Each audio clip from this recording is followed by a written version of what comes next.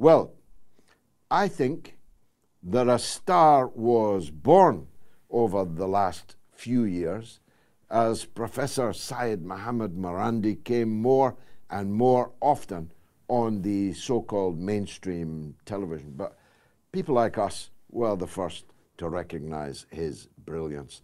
But his performance on mainstream news has literally had people standing up in their living rooms and cheering him on. He's been very loyal to us. He never says, no, I can't come on the mother of all talk shows because I'm going on CNN. Oh, far from it. Please welcome back Professor Syed Mohammed Marandi to the mother of all talk shows. Professor, congratulations on your media round. They are beyond compare, as I always knew and predicted they would be. But what about the Iranian response to the multiple egregious criminal offenses that Israel has committed against your country? Just in recent times, never mind longer ago than that. I called it earlier performative. I'm guessing you won't like that, but by performative I mean this, that a deliberate attempt was made, and it was successful, not to kill anybody. A deliberate attempt was made not to destroy any Israeli civilian infrastructure, that the targets were entirely state and military targets. In that sense, it was performative, but a very impressive performance. That's my analysis. What's yours? Well, first, I'd like to thank you for your very kind words. And you're the master, and I learned from you, and I continue to learn from you. And I hope to be of some use to the audience and to work alongside you and a growing number of people who are active against war and genocide. Thankfully, things have changed a lot since a year or two ago. I think that we have to look at it in the broader context. In April, when the Iranian embassy was struck and the Iranians wanted to carry out a response, I'm sure you recall that Iran used a large number of drones and a few missiles. Most of the drones were all very old, dirt cheap, as they say, and the missiles were mostly old missiles. The Americans, they did the heavy lifting, and the Israelis brought most of them down to great cost. I think the Americans spent $2.5 billion and the Israelis almost $1.5 billion. But the real objective, and some of the more advanced missiles got through and hit their targets, but the real objective of Iran, the number one objective, was to gather intelligence about the defense capabilities that the Americans and the Israelis and the French and the British and everyone else had mustered together. And this time around, the Iranians were much more serious. And you're absolutely correct. The Iranians did not strike civilian targets. The Iranians struck key military targets. From what I'm hearing from Tehran, there was enormous damage to the infrastructure of the targets that were struck.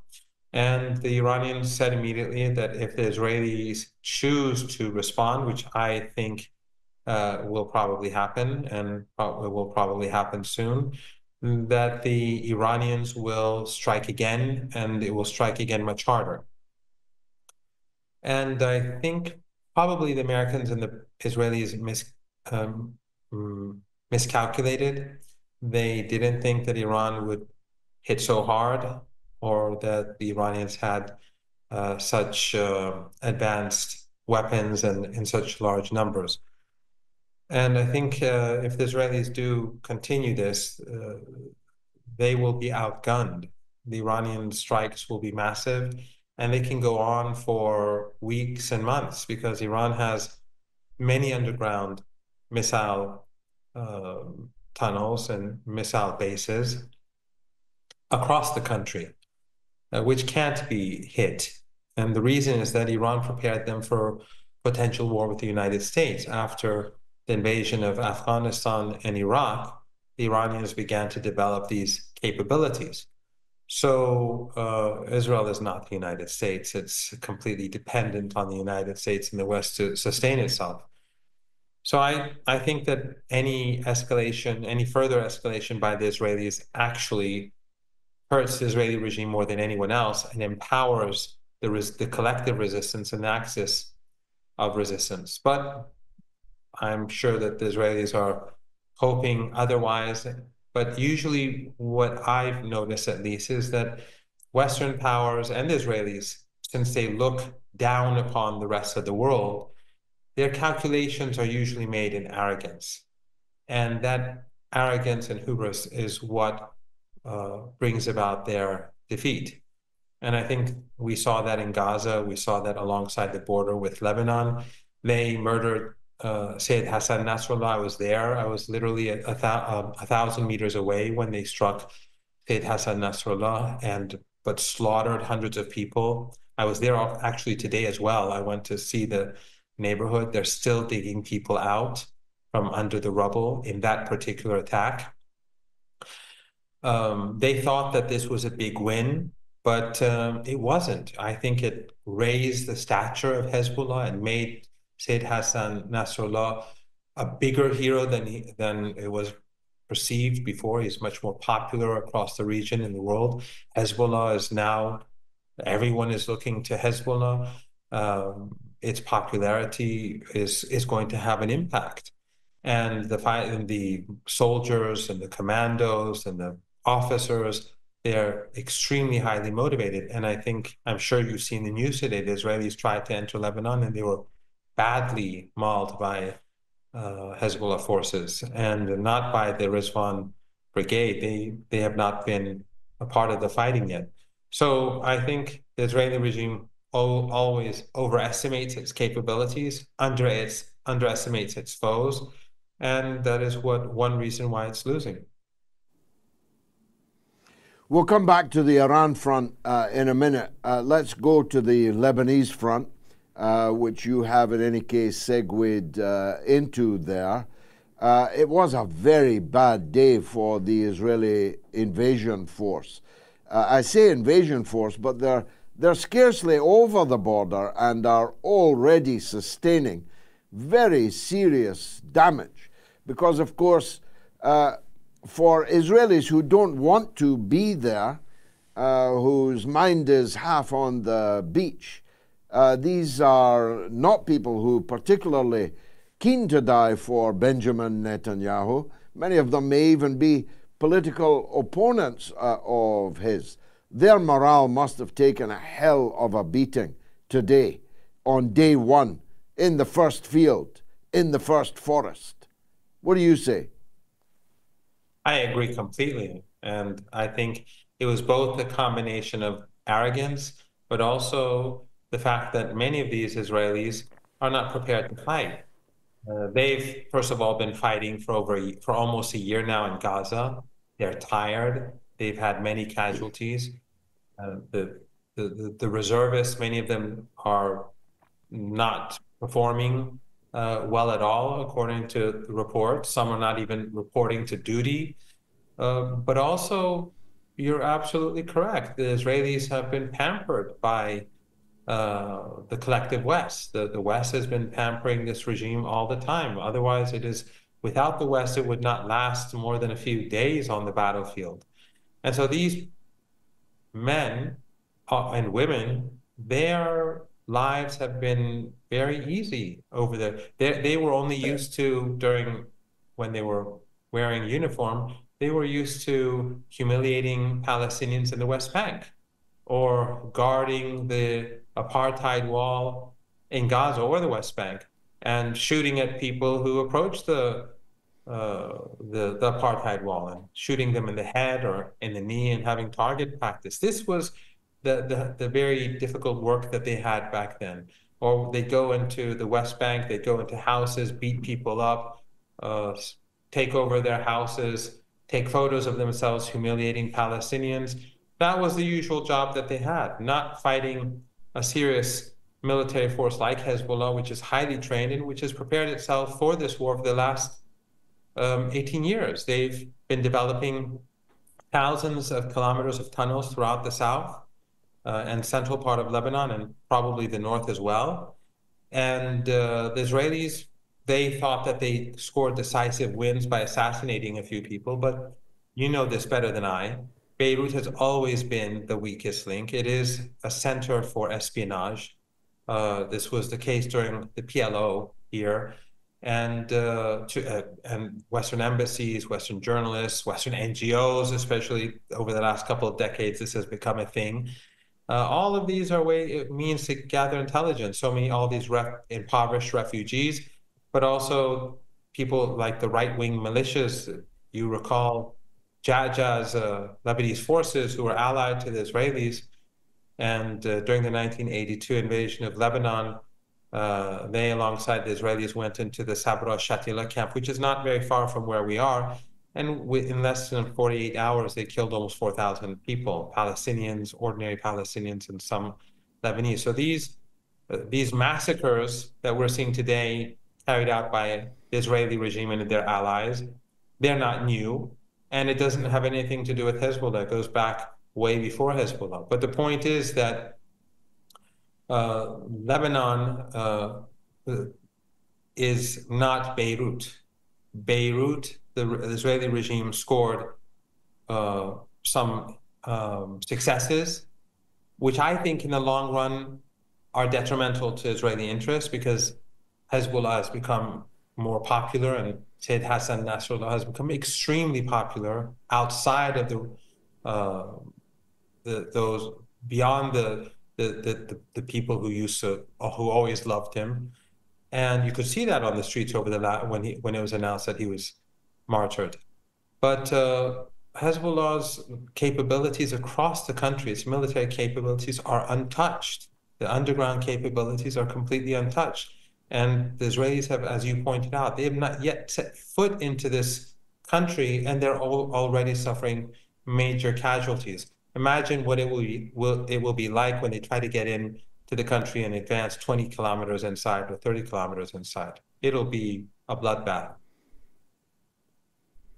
And it's carnage as usual for the poor prisoners in the Gaza concentration camp.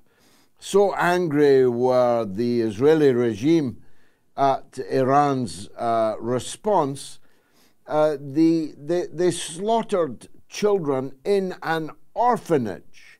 Now, actually, we've become inured to hospitals being destroyed, schools being destroyed. It's a new low for Netanyahu to murder children in an orphanage.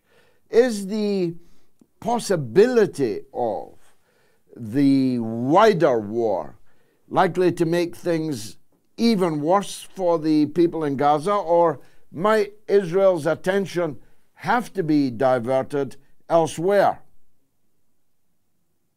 Well, I'd just like to add that after Iran's retaliation to Israeli provocations, and I just want to remind the audience, and I'm sure they know because your audience is very politically aware, the Iranian response was because of the murder of Ismail Haniyeh, the martyrdom of Miss Ismail Haniyeh, who was a guest of the president of Iran and his companion, and also the murder of the Iranian general, and of course Sayyid Hassan Nasrallah, and a host of other reasons and provocations that the Israelis carried out against Iran. There are a host of reasons why the Iranians retaliated. But instead of, and the Iranians, as we were discussing earlier, struck military targets. As revenge, last night here in Beirut, the Israelis pounded southern Beirut till morning. And today we went to Dahiyeh, downtown Beirut, which you know, and you've had TV shows there.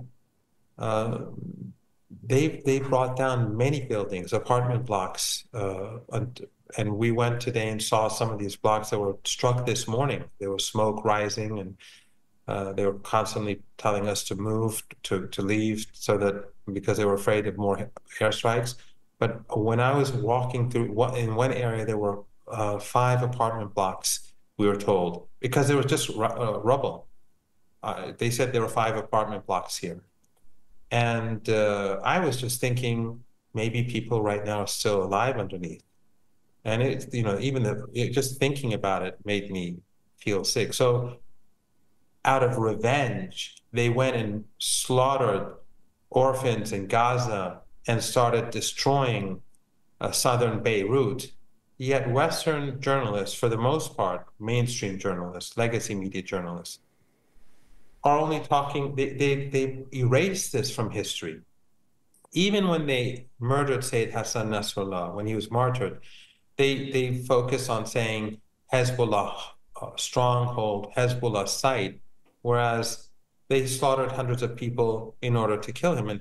And they said that, well, they're embedded in the population and they're hiding among the population. And then last night we saw CNN in Tel Aviv say the Mossad building is in a densely populated area and people are at risk. Why doesn't CNN, why doesn't Western media call that an example of the Israeli regime hiding among its own civilian population? In fact, Hezbollah created those tunnels under Beirut so that the Israelis would not bother to strike civilians because it was so deep. But they used 83 one-ton missiles, the Israeli regime.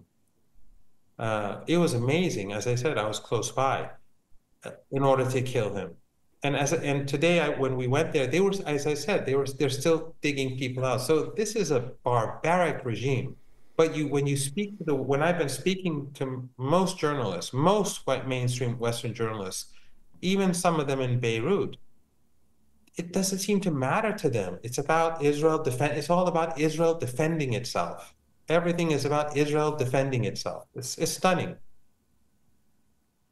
Yes, banal but stunning. We're used to it by now.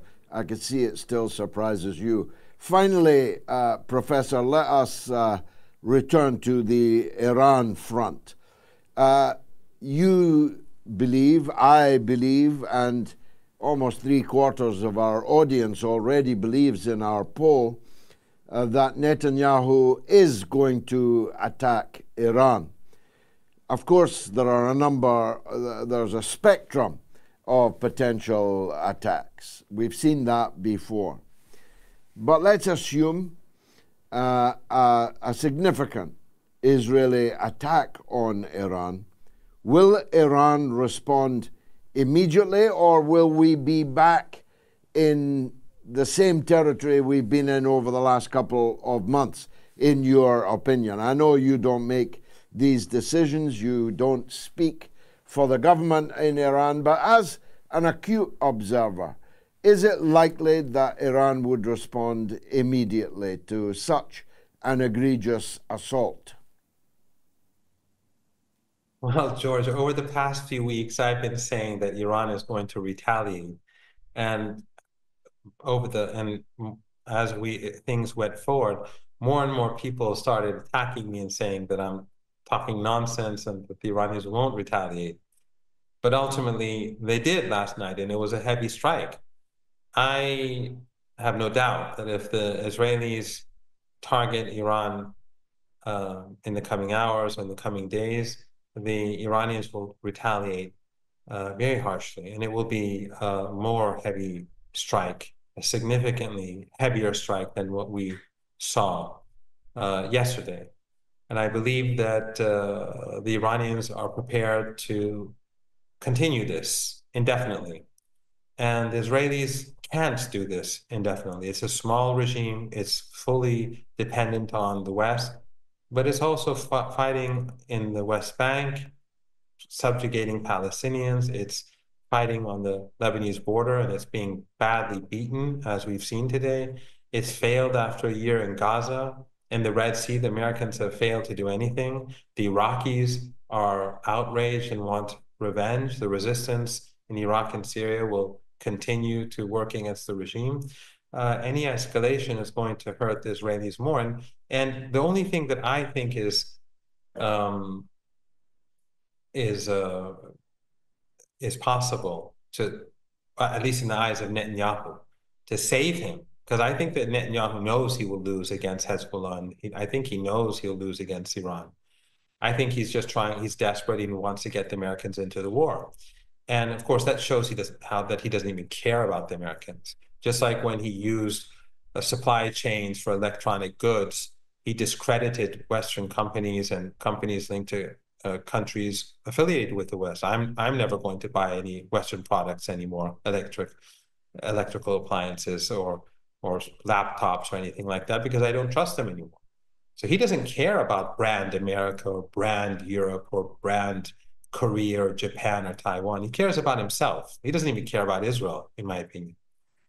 But if the Americans fall into his trap and get involved in the war, the Americans will be confronting a very different situation from the past. The resistance in Iraq will sweep America away. They will be expelled from Iraq. There'll be nothing left. And the Persian Gulf region, all American bases will be destroyed if there's fighting between Iran and the United States. And those regimes that host Americans, their oil and gas installations will be destroyed because they'll be hostile. And some of your viewers may say, well, Iran doesn't have that capability. The Americans have lost the war in the Red Sea to Ansarullah, which has just come out of a 7-year-long genocidal war where everything in the country was destroyed. And the Americans have been unable to open the Red Sea. Does anyone really think that the Americans are going to be able to open up the Persian Gulf to oil and gas exports when Iran has all these underground bases, drone and missile bases that can take out all these oil and gas installations that are right alongside the Iranian border, and all those tankers that are easy targets for Iran? That would mean oil and gas the price would go through the roof, and it would bring down the global economy, and millions of people would be on the move. So I think it's very important for Americans and Europeans to recognize that this type of war would change the world. It could potentially destroy the world economy, and the lives of everyone would be severely impacted as a result. So they should think twice before sacrificing themselves for a war criminal and corrupt individual like Netanyahu. Professor Syed Mohammed Marandi, as always, a tour of the horizon, a tour de force. Thanks for joining us.